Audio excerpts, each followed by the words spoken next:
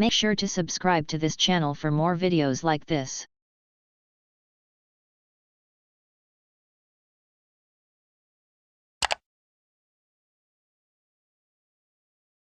With this storm, we are just hours away of Ida making landfall. Just over 100 floodgates are now shut across lower Louisiana. This includes the enormous surge barrier on Lake Borgne that you're seeing behind me. So let's talk about that storm surge potential. We're already seeing the storm surge coming up in places like Grand Isle. You could see that kind of box there under Dr. Postel as he was doing his forecast, already looking incredible at just 3 feet from the record here.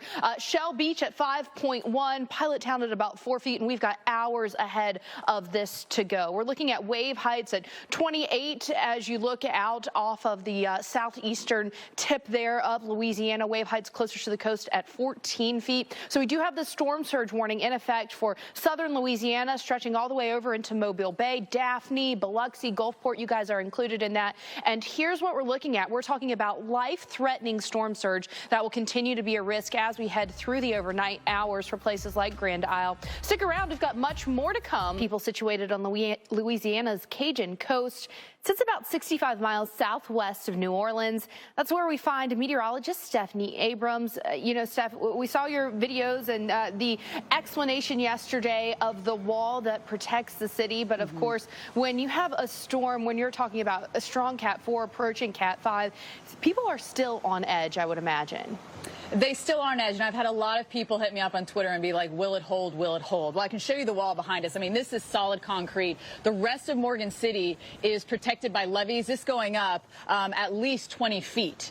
And that surge we could see could be up to 12 to 16 feet in Grand Isle. Here in Morgan City, we're right on that border. Around 6 feet is where we're looking, maybe a little bit higher than that. That is protecting the businesses and homes.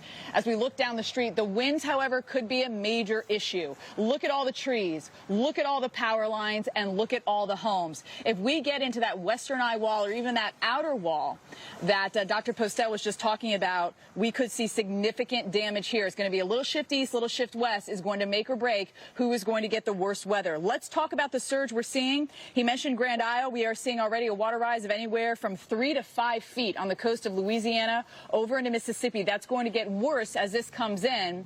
And the tough thing about this is even as this goes by, if this stays to our east, we'll get a north wind. But then as it goes by us, the winds could shift, and we could see the water rise in some places after the storm passes when your winds shift to a southerly flow. So things will be changing. It's going to be a fluid situation over the next 24 hours. We do have those surge advisories for Louisiana and into Mississippi, and that surge potential, as I was mentioning, the highest will be into Grand Isle, where we're already seeing it. But the winds, they could be very damaging, and they will be catastrophic for some people. In fact, the last major hurricane to make landfall within 50 miles of New Orleans was Katrina in 2005. Now, this one has winds at 150 miles an hour. Katrina had winds of 125. The only other 2 hurricanes that have made landfall that were as strong as Ida were Laura in 2020, which was over in Lake Charles. And if you remember that damage, it looked like a tornado had gone through. And then you have to go back to the 1800s, 1856, to have a hurricane with winds at 150 miles an hour. Paul, for a Cat 5, winds would have to be to 157, but as Dr. Postel was just mentioning, it looks like we'll stay in that Cat 4 range, but I got to tell you, it's going to be deadly and destructive as a Cat 4. We don't need to get to that Cat 5 to see mega damage. Yeah, Steph, I want to call this like maybe a Cat 4.75. That's really what it should be at 150, because a strong 4, a lot more damage than a weak 4. So if this is closer to a 5 than a 4, and you mentioned some of those other hurricanes, Laura was a kind of a small, compact hurricane. That's why we didn't see damage everywhere across Louisiana, as well as Katrina, a much bigger storm, even though the winds were lower. So, size does matter when it comes to these landfall thing, and also the wind field as well. So I'd say Ida's kind of a medium-sized system here. So we're going to see a lot more wind and also storm surge. And we mentioned storm surge.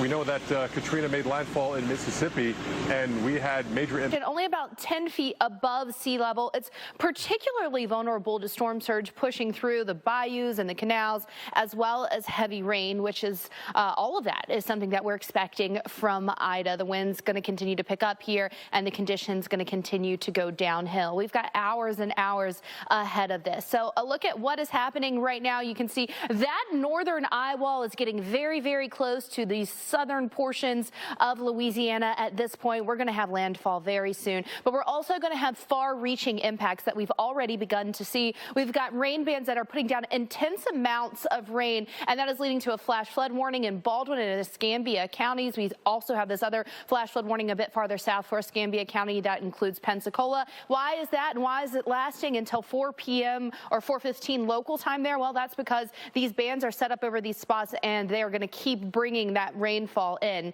We are going to see that possibility for flash flooding from southeastern Louisiana, stretching all the way up through the state of Mississippi, western Alabama, even cities like Nashville and Memphis getting in on this flooding risk. Of course, fresh still in many minds is all the rain that we saw in Waverly, Tennessee, there west of Nashville last weekend. So a terrible situation there. More rain to come in terms of 8 to 12 inches where you see that red. Guys, we have